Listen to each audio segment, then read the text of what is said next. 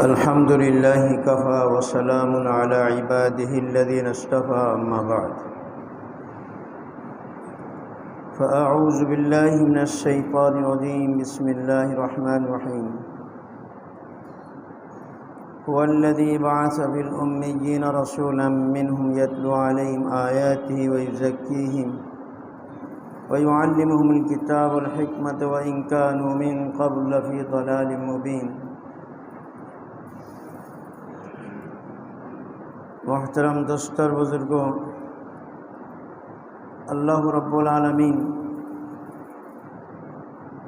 हुजूर सल्लल्लाहु अलैहि वसल्लम की दुनियाते पाठाइছেন তার मकसद की তাও বলে দিয়েছেন।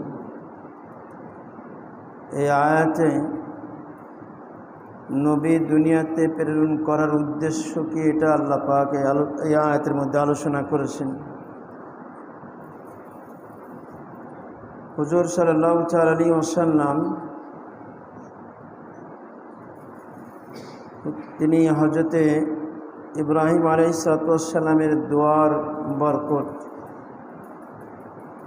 হযরতে ইব্রাহিম আলাইহিসসালাম যখন বাইতুল্লাহ নির্মাণ করলেন,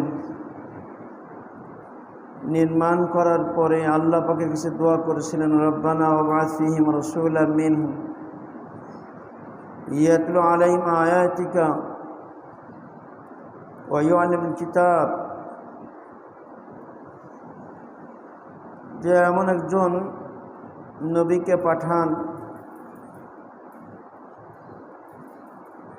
তাও নিজের আওলাদের মধ্যে।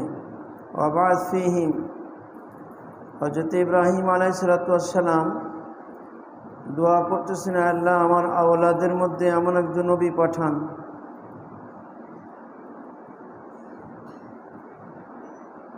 এমন নবী পাঠাইবেন, এক पैगंबर पैदा फरमा, একজন নবী আপনি বানাইবেন, यानी सैयदुल अंबिया हुजूर सल्लल्लाहु अलैहि वसल्लम को मबूस फरमा, अर्थात समस्त नबीদের যিনি सरदार हुजूर सल्लल्लाहु अलैहि वसल्लम के আপনি প্রেরণ করেন। और वो रसूल क्या काम करेगा, আমার আওলাদের মধ্যে যে নবী আসবেন, রসুল আসবেন, সে কী কাজ করবে, এই কাজটাও হযরত ইব্রাহিম আলাইহিসসালাম তার দোয়ার মধ্যে উল্লেখ করেছেন, যেটা আল্লাহ রব্বুল আলমিনও ওই কথাটাই উল্লেখ করেছেন কোরআনের মধ্যে। उसकी बायसात का क्या मकसद होगा, আর দুনিয়াতে প্রেরণ করার উদ্দেশ্য কি হবে, বলেন ইয়াতলু আলাইহিম আয়াতিকা, आपके कलाम की आयत पढ़कर लोगों को सुनाए।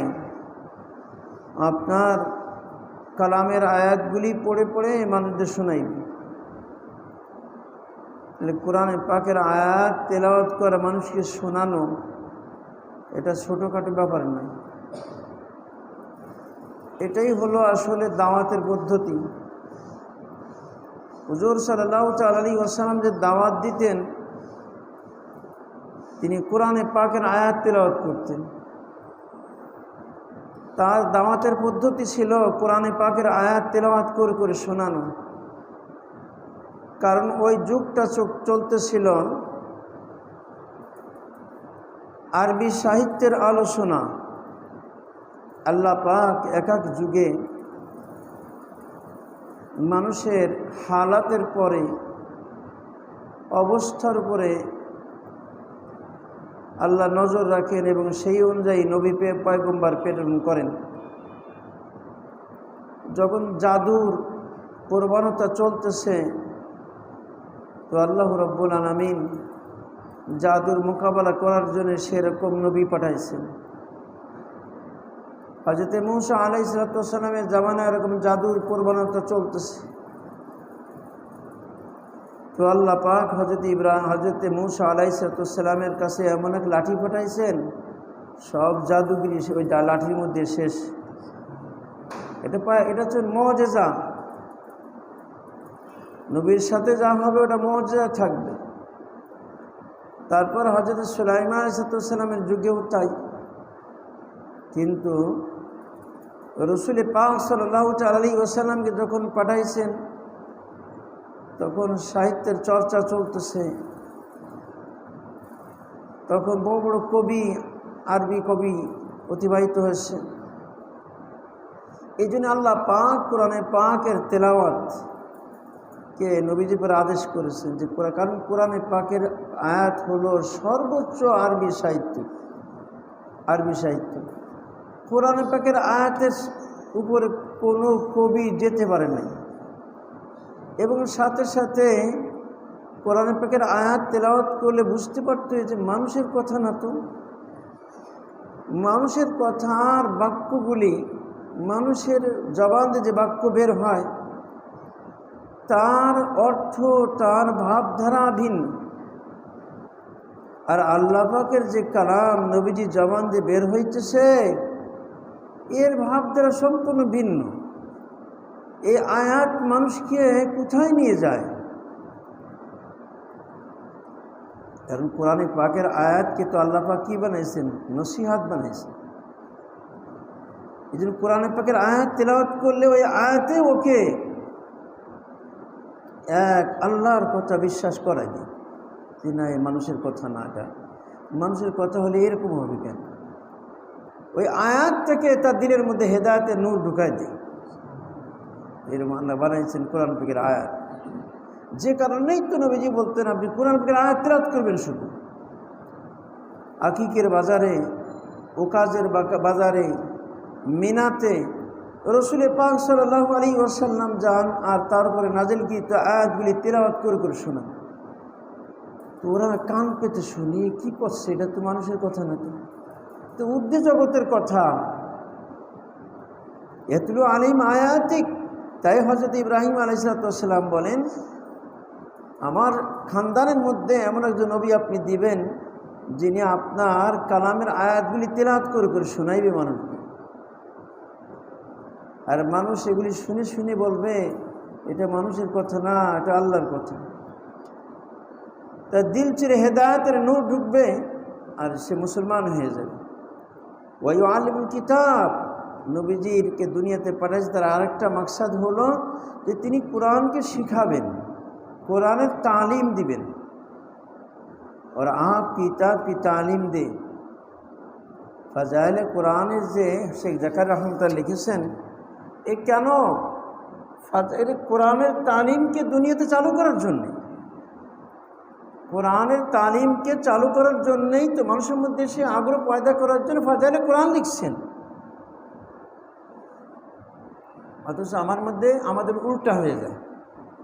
ফাজাইলে কোরআন শুনবে, কোরআন মাস করবে না, সূরা মাস করবে না, কোরআন পড়বে না, কোরআনের তালিমের ফিকির করবে না। অথচ পুস্তিকা ওয়াহিদ ইলাজ, অধঃপতনের একমাত্র চিকিৎসা, এই অংশটাও কিন্তু ফাজাইলে আমালের সাথে লাগানো আছে। ছোট্ট একটি পুস্তিকা, নাম ওয়াহিদ ইলাজ, পুস্তিকা ওয়াহিদ ইলাজ, অধঃপতনের একমাত্র চিকিৎসা। তার মধ্যে আছে মহল্লার বাচ্চাদেরকে কোরআন শেখানোর জন্যে তার ব্যবস্থা করা এবং সমস্ত আমলের পরে এইটিকে প্রাধান্য দেওয়া। ফাজাইলে আমলের সাথে যে অংশটা আছে পুস্তিকা ওয়াহিদ ইলাজ পুস্তিকা, তার মধ্যে তাহলে শেখ জাকার রহমতুল্লাহ আলাইহি ফাজাইলে কোরআন লিখলেন কি জন্যে? যে মানুষ এই ফাজাইল শুনে শুনে কোরআনের ফজিলত অর্জন করার জন্যে তাদের সন্তানদেরকে মাদ্রাসায় দিবে এবং সাথে সাথে তারাও ফিকির করবে। দাওয়াতি কাজের মধ্যে এটাও থাকবে যে মহল্লার সমস্ত বাচ্চা বাচ্চিরা কোরআন শিখতে পারে তার জন্য ব্যবস্থা করবে এবং সমস্ত আমলের উপরে এইটিকে প্রাধান্য দিবে। হুজুর সাল্লাল্লাহু আলাইহি ওয়াসাল্লাম যেমন মানুষের মাঝে যে কোরআন পাকের আয়াত তেলাওয়াত করে করে শোনাইতেন, এটা আল্লাহর কালাম, আল্লাহ আমার উপর নাযিল করেছেন, একথা বলতেন, তারাও মেনে নিত যে আসলে তো এটা উপরের কথা, এটা মানুষের কথা না, কারণ মানুষের কথার সাথে কোনো মিল নাই, যে কারণে তারা হেদায়েতের আলো পেত। সাথে সাথে ওয়ায়ু আল্লিমুল কিতাব, হুজুর সাল্লাল্লাহু তাআলা আলাইহি ওয়াসাল্লাম কালামে পাকের তালিম দিতেন। এরকম বাকায়দা মক্তবে যেরকম পড়ায়, রাসূলুল্লাহ সাল্লাল্লাহু তাআলা আলাইহি ওয়াসাল্লাম এরকম মক্তবের মতন পড়াইতেন। আমাদের তো মক্তবে পড়াইতে লজ্জাবোধ করে, অথচ মক্তবে পড়ানোটা এটা আরও বেশি ফজিলাত, এটা বেশি ফজিলাত। কারণ কোরআন আসল, হাদিস তার ব্যাখ্যা করুন। তো আসল বাদ দিলে তার থাকে কি? আসলটা ওইটা। হযরত রহমাতুল্লাহ আলাইহি, শাহ আবরারুল হক সাহেব রহমাতুল্লাহ আলাইহি, হযরত আশরাফ আলী থানভীর শেষ খলিফা, ওনার মাদ্রাসা হরদইতে লাখনৌর কাছে। তো এই মাদ্রাসায় অভাব যায় না। উনি চিন্তা করলেন যে আমরা তো আল্লাহ পাকের, আল্লাহ সরকারের কাজ করতেছি, যে সরকারের চাকরি করে সেই সরকার তো বেতন দেয়, তো আমরা তো আল্লাহ সরকারের কাজ করতেছি, তা আমাদের অভাব হবে কেন? নিশ্চয়ই কোনো জায়গায় কোনো সমস্যা হচ্ছে। সরকার বেতন আটকায় দেয় না? অনেক সময় আটকায় দেয় কেন? রিপোর্ট খারাপ যায়, তার ওই কর্মচারীর নাম বিরুদ্ধে খারাপ রিপোর্ট যখন যায় বেতন আটকায় দেয়, চাকরি চলে যায়। কোনো সমস্যা হচ্ছে, পরে দেখলেন যে দাওরা হাদিসে, যেখানে হাদিস পড়ানো হয়, কোরআনের ব্যাখ্যা পড়ানো হয়, সেখানে কার্পেট গালিচা কত সুন্দর ব্যবস্থা। আর মক্তবে যেখানে কোরআন পড়ানো হয় সেখানে ছেঁড়া মাদুর। তখন এইটাই সমস্যা, যেখানে কোরআনের তালিম হয় সেখানে ভালো কার্পেট গালিচা এর কোনো ব্যবস্থা নাই। কোথায় যেখানে হাদিস পড়ানো হয় সেখানে কার্পেট আছে, সব কিছু গালিচা আছে, সব কিছু আছে। এটা তো না, বরং এই কার্পেট গালিচা মক্তবে ব্যবহার হবে, কোরআনের তালিম হবে, তার বরকত নিয়ে যাবে দারুল হাদিসে, দাওরা হাদিসের ক্লাসে যাবে। যখন এইটা করলেন, আর বললেন যারা কোরআনের তালিম করে ওদের বেতন খুব কম, আর যারা হাদিস পড়া ওদের বেতন বেশি। এটাও আর একটা কেমন যেন কোরআনের অবমাননা। তিনি ওইটাই পরিবর্তন করে দিলেন। বলে এরপর থেকে এমন অভাব তো দূরের কথা, 100টা 10টা মাদ্রাসার বেতন এই এক জায়গার থেকেই সাপ্লাই হয়।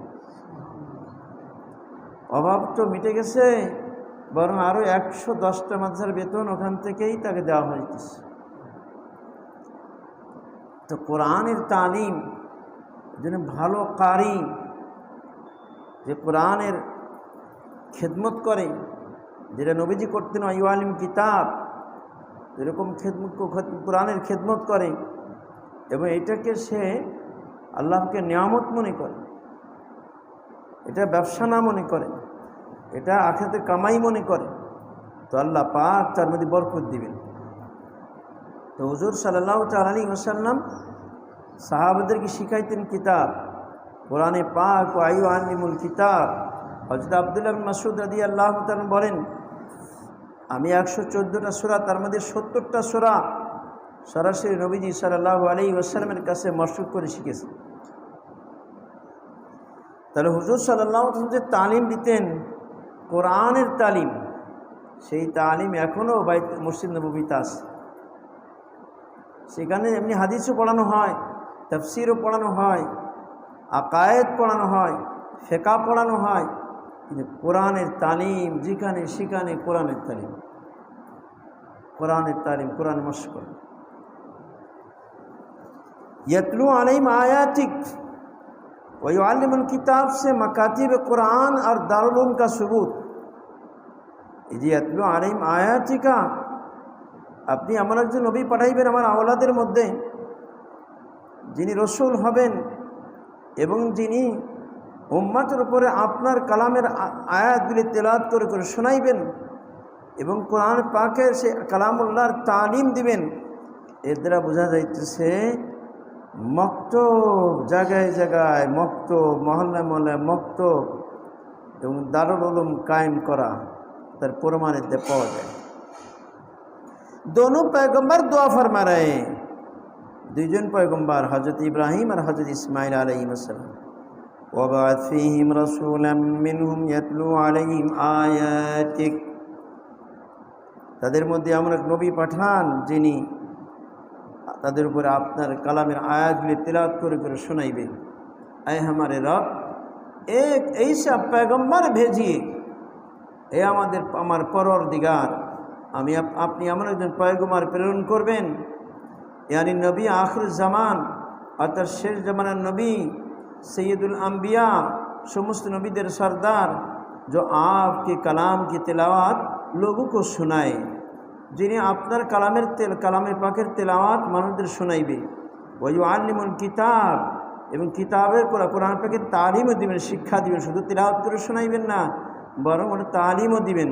और आप किताब की तालीम दें, यानी आपके कलाम के अल्फाज के मानी समझाएं, अर्थात আপনার কালামের শব্দগুলির অর্থগুলি বুঝাইবে।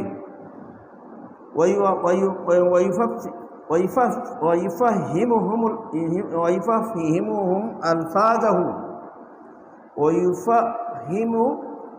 अल्फाज़हु, कुरान पाक के अल्फाज को समझाए। कुरान पाकेर আর শব্দগুলি আরবি হলেই যে তারা বুঝবে তা না, এটাও বোঝানো লাগছে। তাদের মাতৃভাষা আরবি, কোরআন পাক আরবি, তারপরও সাহাবাকে বোঝে নাই। তো হুজুর সাল্লাল্লাহু আলাইহি ওয়াসাল্লাম তালিম দিতেন আর ইফাহিমুহুম আলফাজাহু, এবং কোরআনের শব্দগুলি বুঝাইতেন। এই শব্দের অর্থ, এইটি শব্দের অর্থ। ওয়ায়ুবাইয়িনু লাহুম কি কাইফিয়াতাহু ওয়া কাইফিয়াতা আদাইহি, এবং হুজুর সাল্লাল্লাহু তাআলা আলাইহি ওয়াসাল্লাম ওই শব্দগুলি উচ্চারণের ভঙ্গি কেমন হবে, কীভাবে উচ্চারণ করতে হবে, এটাও বলে দিতেন। অর্থাৎ তিনি মাখরাজ সিফাতও বলতেন। और हर लफ्ज़ की कैफियत अदा को भी सिखाए, এবং প্রতি শব্দের উচ্চারণের ভঙ্গিটাও শিখাইবেন। कि ये लफ्ज़ कैसे अदा किया जाएगा, এই শব্দটা কেমন করে উচ্চারণ করতে হবে, यानी तजवीद व क़िराअत की तालीम दे, अर्थात আপনি এই কিতাবের तजवीद এবং এই क़िराअतेর तालीम दें। इस आयत से मकातिब कुरान के क़याम का सबूत मिलता है। এই আয়াত দ্বারা कुरानेर मकतब कायम करार प्रमाण मिले, जहाँ तजवीद व क़िराअत सिखाई जाती है, যেখানে कुरान तजवीद कुरान क़िराअत सिखानो है। और इसी आयत में दारुल उलूम के क़याम का भी सबूत है। এই আয়াত দ্বারা दारुल उलूम अर्थात मदरसा कायम करार प्रमाण আছে, जहाँ कलामुल्लाह की तफसीर होती है, যেখানে कलामुल्लाह तफसीर है। मकासद बैसत नबुवत को अल्लाह ताला कुरान में नाजिल फरमा रहे हैं। নবীকে দুনিয়াতে পাঠানোর মাকসাদ এগুলি আল্লাহ পাক কোরআনে পাকের মধ্যে নাজিল করেছেন। আমার নবীর দুনিয়াতে পাঠানোর উদ্দেশ্য এটা, কি ইয়াতলু আলাইহিম আয়াতিকা, যে তিনি তাদের উপরে আপনার আয়াতগুলি তিলাওয়াত করবেন। हमारा नबी हमारी आयात लोगों को सुनाता है। আল্লাহ পাক ওইটাই পরে কোরআনে আয়াত বলছেন যে আমার নবী আয়াতগুলিকে শোনান, जिससे मकातिब कुरान का कायम करना साबित है, যার দ্বারা বিভিন্ন মক্তব कुरानी मकतब कायम करा प्रमाण है। और वयुअल्लिमुल किताब और हिकमत से दारुल उलूम के क़याम का सबूत मिलता है, এবং তিনি কোরআন কিতাবে তালিম দেন এবং হিকমত শিক্ষা দেন, অর্থাৎ সুন্নাত শিক্ষা দেন। এর দ্বারাই মাদ্রাসা প্রতিষ্ঠা করার প্রমাণ হয়। क्योंकि आप आखिरत के आखिरी नबी हैं, जब তিনি শেষ নবী, लिहाजा आपके बैसात के मकासद को जारी रखना उम्मत पर फ़र्ज है। এই জন্য হুজুর সাল্লাল্লাহু তাআলা আলাইহি ওয়াসাল্লামের দুনিয়াতে প্রেরণ করার মাকসাদ যেটা, এই মাকসাদটাও উম্মতের পরে ফরজেরা জারি রাখবে। বিভিন্ন যে মক্তব মাদ্রাসা কায়েম করবে, এই সিলসিলা জারি রাখবে। হ্যাঁ, আরেকটা মাকসাদ ওয়াইউজাক্কিহিম, আত্মশুদ্ধি করাইবেন। খানকাউ কি ক্যাম কা सबूत, এর দ্বারা খানকা কায়েম করার প্রমাণ পাওয়া যায়। আসলে তো যেমন সারা বছর সব সময়ের জন্যে যেমন জাহিরি রোগের চিকিৎসার জন্যে হাসপাতাল, ক্লিনিক, ডাক্তারখানা এগুলি থাকে, ওইরকম রুহানি রোগের চিকিৎসার জন্য সারা বছর 24 ঘন্টার জন্যে খানকা থাকবে। এটা আসলে নিয়ম, এটা ছিল আগে। হ্যাঁ, বাংলাদেশও হাফিজুর রহমত যতদিন ছিল গহরডাঙ্গা মাদ্রাসা যখন হজরতে শামসুল হক ফরিদপুর রহমত ছিলেন তখন ছিল। মৌলানা আতহার আলী সাহেব রহমতুল্লাহ যতদিন জীবিত ছিলেন খানকা ছিল। হিন্দুস্তানে এরকম বুজুর্গানে দিন জিগান ছিল, ওইখানে খানকা ছিল। হরদইতে হজরতুল্লাহ হরদি রহমতুল্লাহ সেখানে নিয়মিত খানকার ইন্তজাম সারা বছর ছিল।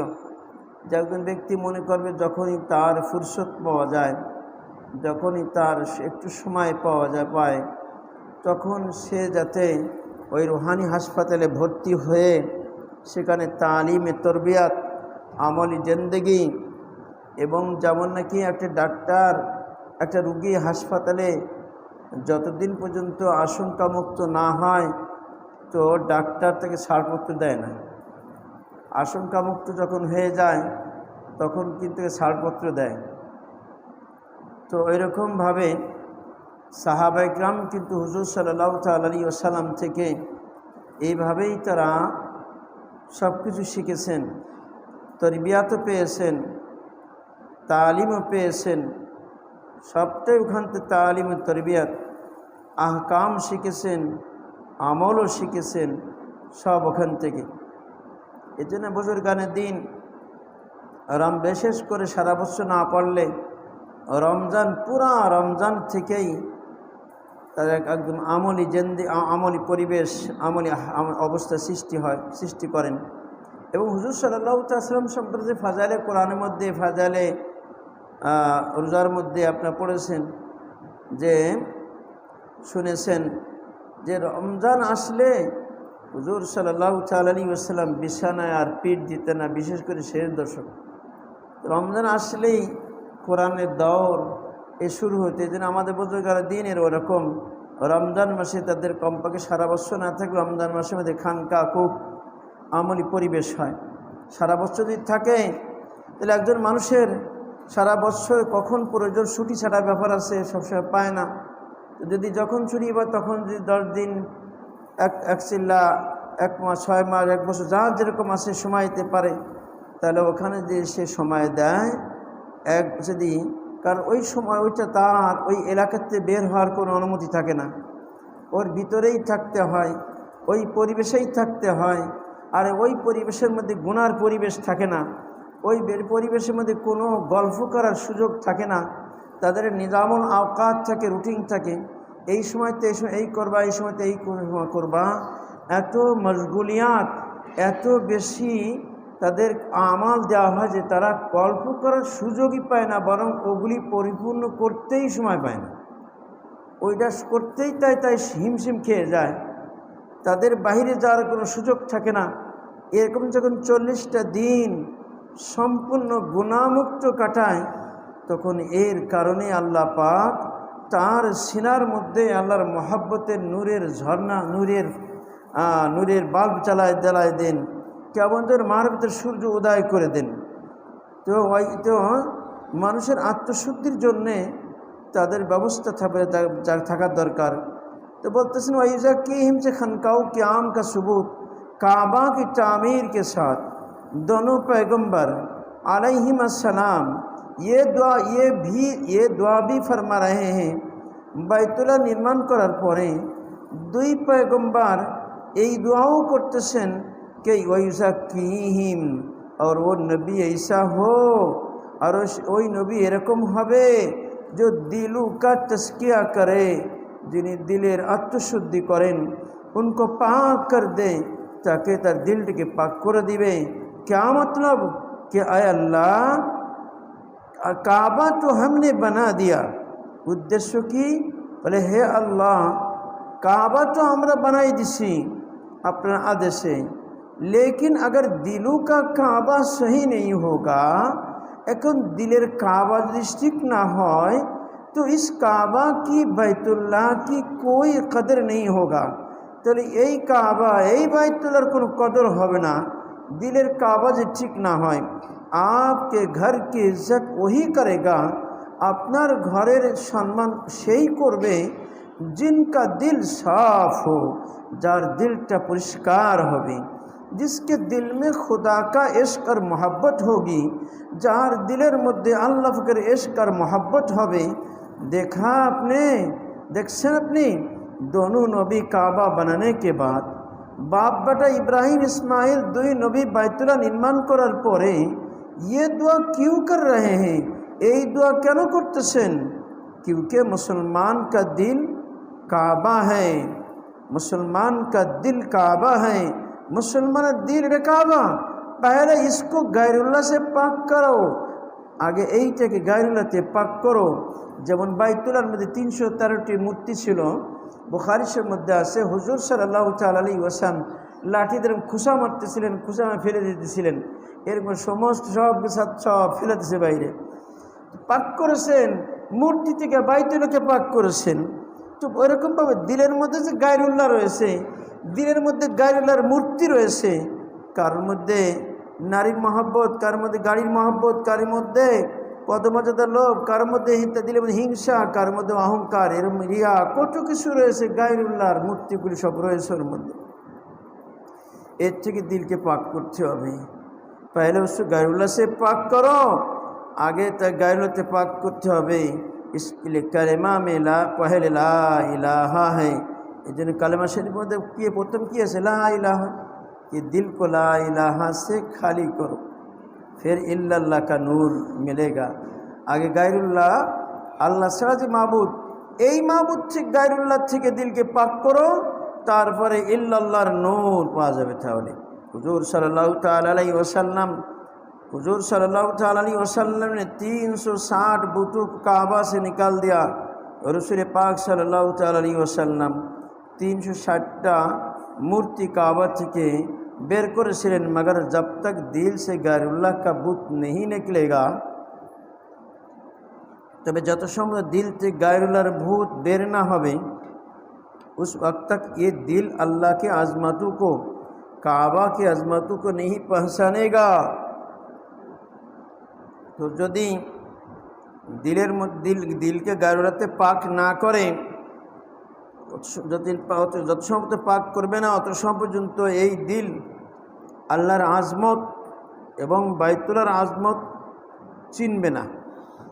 আল্লাহ পাকের আজমত কি, বাইতুল্লাহর আজমত কি, ये दिल चिन्ह ना।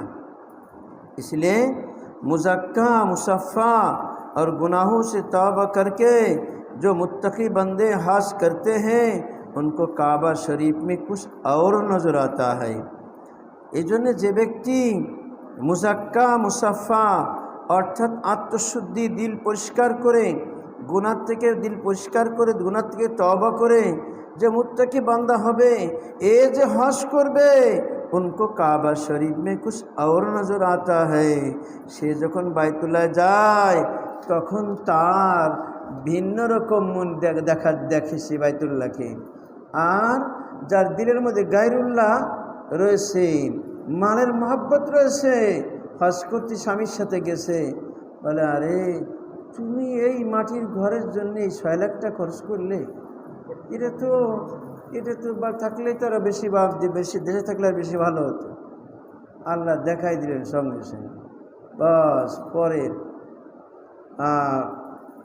কয়েকদিন পরে যখন তাহাজ্জুদ নামাজ পড়তে আসছে, নীলগঞ্জ বাড়ি, স্বামীর বাড়ি, তো যখন তাহাজ্জুদ পড়তে আসছে, ওইরকমভাবে 1 রাকাত পড়ছে, 2 রাকাতে দাঁড়াইছে, তখন বাস পড়ে গেছে, পড়ে জায়গায় ইন্তেকাল হয়ে গেছে।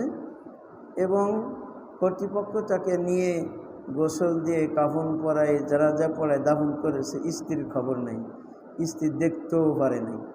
পরে শুনতে পারছে ঘটনা এই, পরে সে একা একা কান্তি কান্তি বাড়িতে আসে। তো তুমি তো চাও না, এমন কথা যখন বলেছো, ওখানে যে তোমার ইমান শেষ হয়ে গেছে।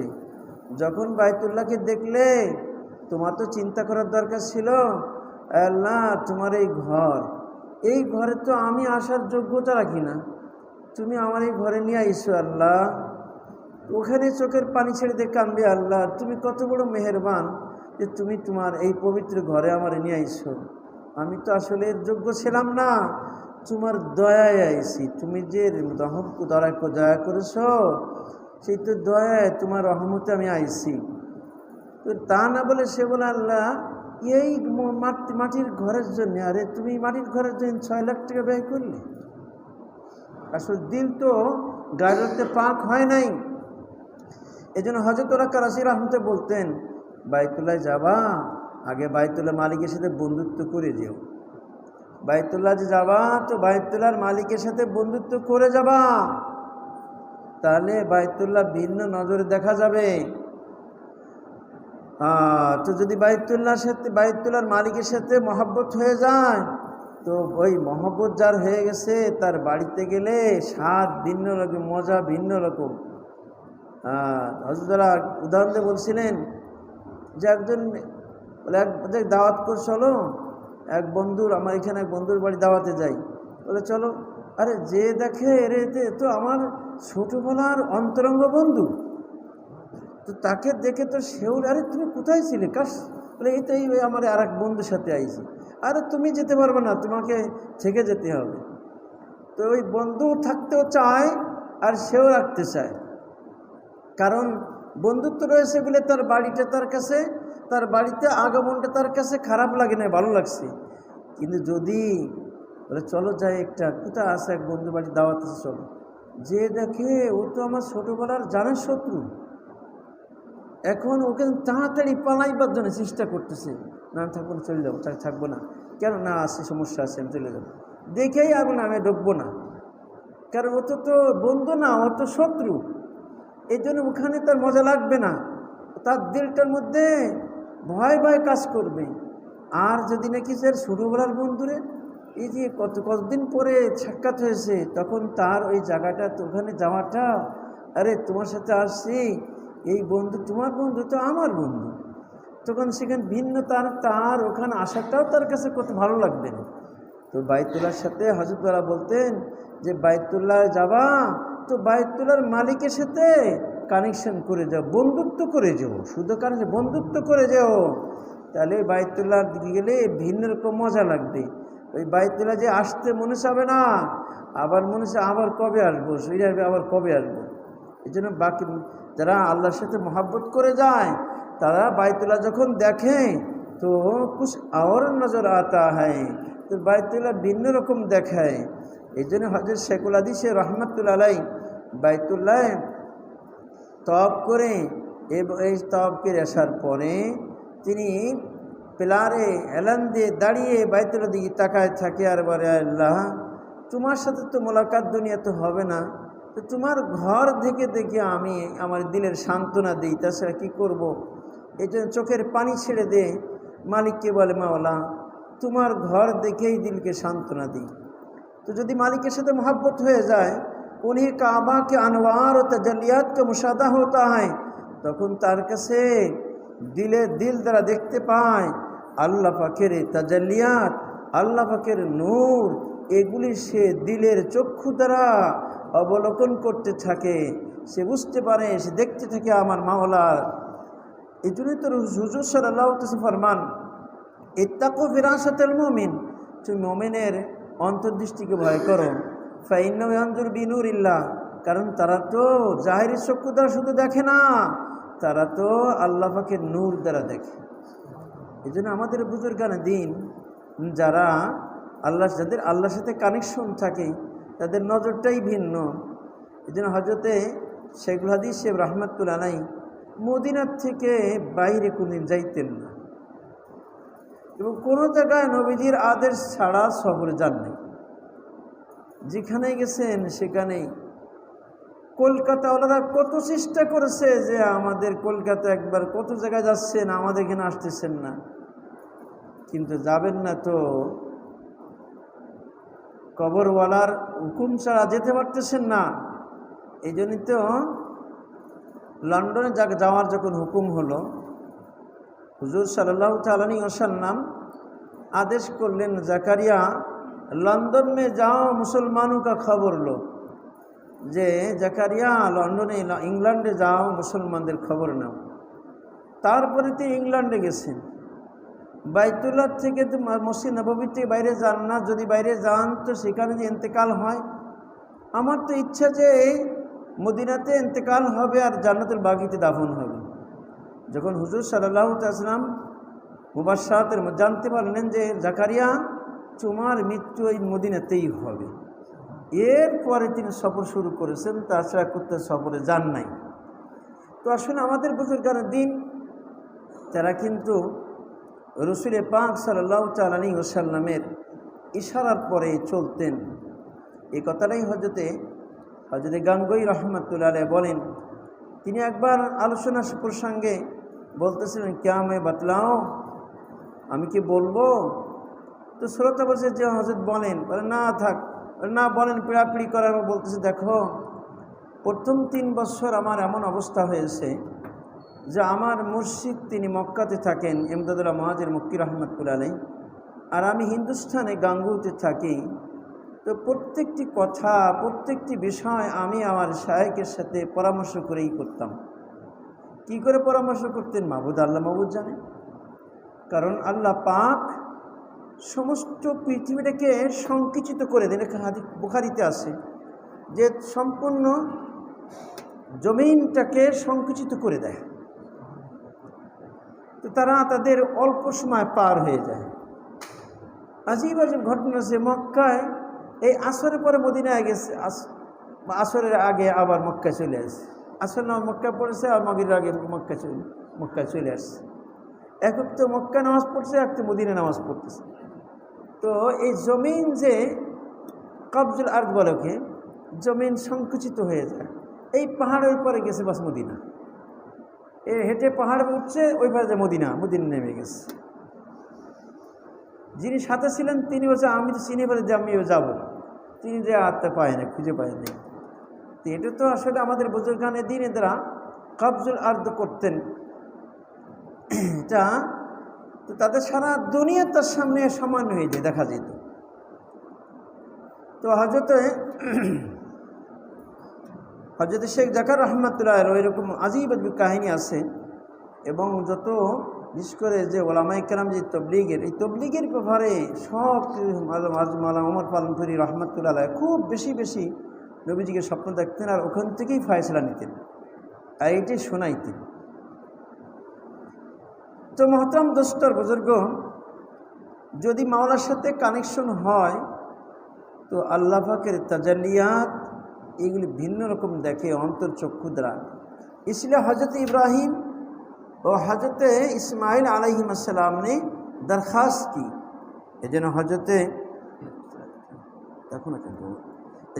इब्राहीम এবং हज़रत इस्माइल अलैहिस्सलाम দুইজন बाप बेटा दरख्वास्त করেছেন कि हमारी औलाद में से ऐसा रसूल मबूस फरमाइए, আমার আওলাদের মধ্যে এমন রসুল প্রেরণ করবেন, यानी हुजूर सल्लल्लाहु ताला अलैहि वसल्लम, अर्थात नबीजी सल्लल्लाहु अलैहि वसल्लम, जो लोगों का तस्किया करें, जिन्हें मनुष्य आत्मशुद्धि करबें।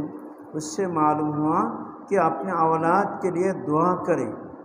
इतना बुझा गल যেমন হজরত ইব্রাহিম ইসমাইল তার আওলাদদের জন্য দোয়া করেছেন, এদের প্রত্যেকটি উম্মাত তারও উচিত তাদের সন্তানদের জন্য দোয়া করা।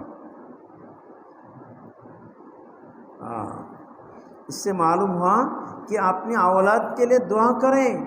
इतना बुझा गलो निजेर सन्तान जन दुआ करबे कि अल्लाह आप क़यामत तक मेरी औलाद में ऐसे उलमाए रब्बानी पैदा फरमाइए। हे अल्लाह, अपनी क़यामत पर्यन्त आमार औलादेर मध्य एमन उलमाए रब्बानी अल्लाहवाला उलमाए किराम पैदा करबेन जो आपके दिए हुए दीन के बाग को पानी दे। যে সন্তানেরা আপনার দেওয়া দিনের বাগিচায় পানি দিতে থাকবে, সেচ দিতে থাকবে, পরিচর্যা করতে থাকবে, অর্থাৎ তারাও তাজকিয়ার কাজ করবে আর उसको हरा भरा रखें এবং তারা এই দিনের বাগানটাকে সব সবুজ শ্যামল রাখবে, অর্থাৎ সবসময় পানিতে পরিচর্যা করে। हमारे मकातिब कुरान को और हमारे दारुल उलूम को कायम रखे, আমাদের মক্তবগুলি কায়েম রাখবে, আমাদের কোরআন হাদিসের তাফসীর ইত্যাদি পড়ানোর মাদ্রাসাগুলি কায়েম রাখবে। तो यतलू अलैहिम आयातिका से मकातिब कुरान का सबूत, तो यतलू अलैहिम आयातिका द्वारा कुरानी मकतबर प्रमाण और वयुअल्लिमुहुमुल किताब से मदारिस इल्मिया के क़याम का सबूत है और वयुअल्लिमुहुल किताब द्वारा मदरसा इल्मी मदरसा कायम करार प्रमाण और वयुज़क्कीहिम से खनकाहों के क़याम का सबूत है और वयुज़क्कीहिम द्वारा खानका कायम करर प्रमाण है। तस्किया अभी मकसद बैसत नबुवत है। आत्मशुद्धि करा एटाও नबी प्रेरणेर मकसद और अब नबुवत ख़त्म हो चुकी है और এখন तो नबुवत शेष, लिहाजा ये कार नबुवत आपके सच्चे नायबीन वारिसीन के ज़रिया क़यामत तक जारी रहे। অতএব এই নবুয়তের কাজ আপনার প্রকৃত সত্যবাদী नायब যারা ওয়ারিসিন যারা তাদের দ্বারা क़यामत পর্যন্ত চালু থাকবে। খানকাहों में दिलों की सफाई होती है, খানকার মধ্যে দিলের পরিচ্ছন্নতা হয়, दिल परिष्कार হয়, दिलों को गैरुल्लाह से गैरुल्लाह के कबाड़ खाने और कचरे से पाक किया जाता है। दिलगुली गैरुल्लाहर आवर्जना एर থেকে পাক করা হয়, इखलास पैदा होता है, तारपर इखलास पैदा है। मेरे शेख हजरत मौलाना शाह अबरारुल हक से रहमतुल्लाह अलैहि ने एक तबलीगी मरकज़ के बहुत बड़े इज्तिमा में फरमाया। हजरत वाला बोलतेছেন हजरत हरदी সম্পর্কে আমাদের दादा हजरत मौलाना शाह अबरारुल हक से रहमतुल्लाह अलैहि एक तबलीगी मरकज़े अनेक बड़े इज्तिमार मध्य बोलेছিলেন कि मदरसों से और तबलीगी जमातों से आमाल का वजूद मिलता है। उन्हें बोलेছিলেন मदरसार द्वारा तबलीगी जमातेर द्वारा आमाल का वजूद मिलता है। আমল বাস্তবে দেখা যায়, কারণ এরাই তো আমল করে। गौर से सुनिए, मनोযোগ দিয়ে শুনেন।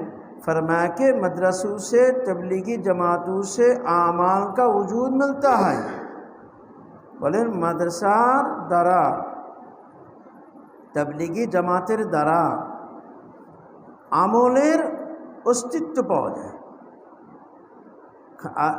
কারণ মাদ্রাসায় এলেম আছে, আমল আছে। তবলীগ জামাতে যারা যায় জানমাল কুরবানি করে তারা আমলের জিন্দেগি বানাইবার জন্য যায়। তারা ওলামাদের সাথে মিলে যখন আমলি জিন্দেগি বানাইবে তো সেখানেও আমল পাওয়া যায়। তো মাদ্রাসা তবলীগি জামাতের মধ্যে ওইরকম যারা খানকা মুরিদ তাদের মধ্যেও আমল পাওয়া যায়। আর খানকার মধ্যে কী হয়, और खानकाहों से आमाल का कबूल मिलता है। खानका द्वारा আমল কবুল পাওয়া যায়। এক কথায় বলে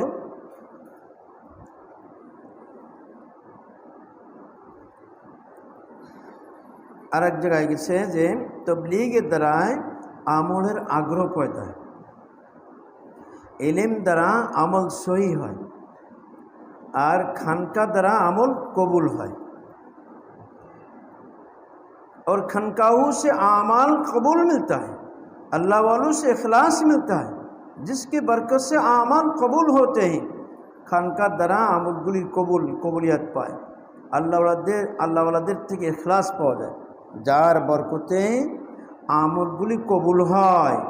और ना आमाल में रिया और दिखावा हो जाएगा, অন্যথায় আমলের মধ্যে রিয়া চলে আসবে, রিয়ার গোপন শিরিক এগুলি হবে। এই জন্যই তো হযরত ইলিয়াস রহমাতুল্লাহ আলাইহি মৃত্যুর আগেই 12 তারিখে ইন্তেকাল করেছেন, 8 তারিখে সকালবেলায় তিনি নসিহত করেছিলেন যে সাথীদেরকে বলবা তারা যাতে বেশি বেশি জিকির করে এবং রায়পুরি আব্দুল কাদের রায়পুরীর ওখানে যেন যায় সাথীরা।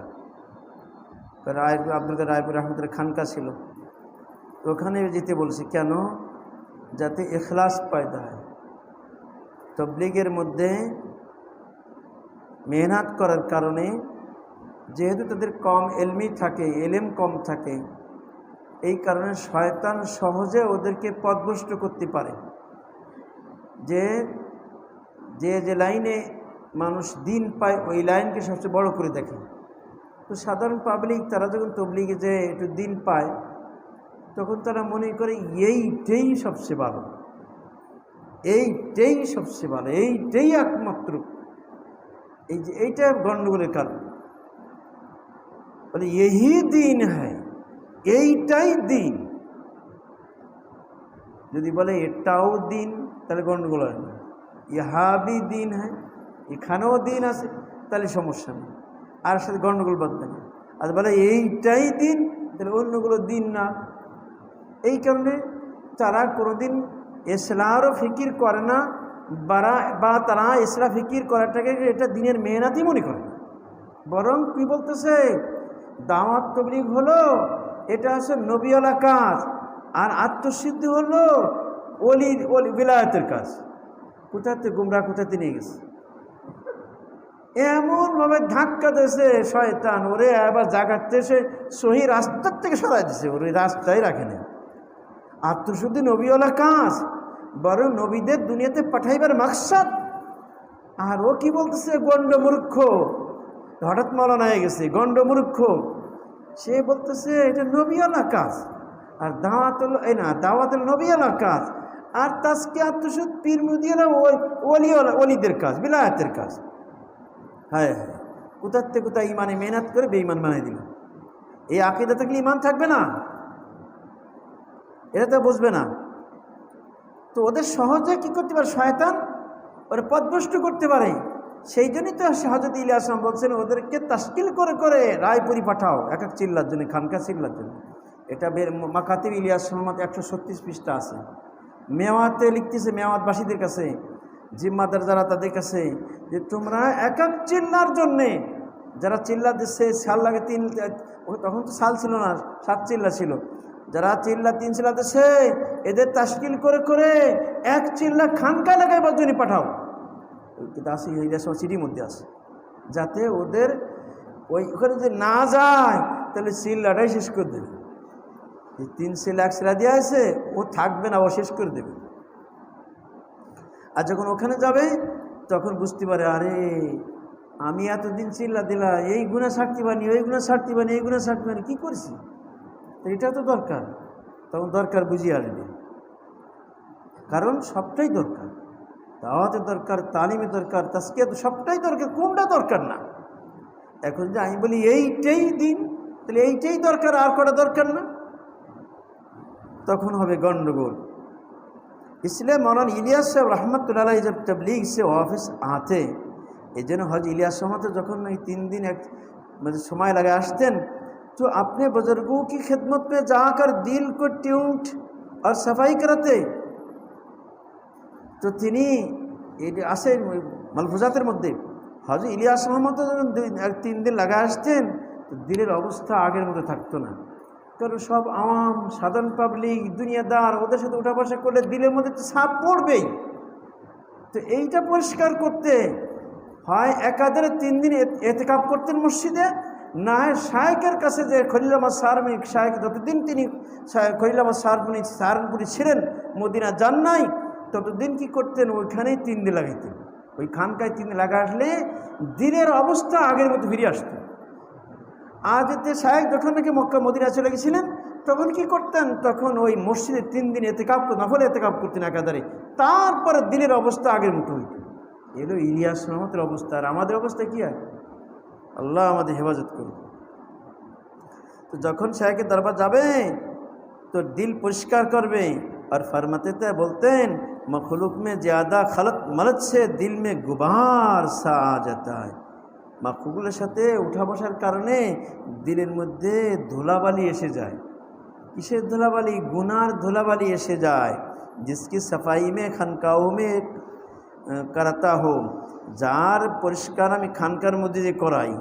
जब मोटर ज़्यादा चलती है, যখন মোটর বেশি সময় চলে, তো ফের ट्यूनिंग ज़रूरी है या नहीं? তখন মোটর কি করতে হয়, ওকে আবার সার্ভিস করাইতে হয়, তা নিলে হয় না। वरना गुबार, गर्द गुबार से इंजन खराब हो जाता है, अन्यथाय इंजन धुलोबालीदार पड़े पड़े नष्ट हो जाए।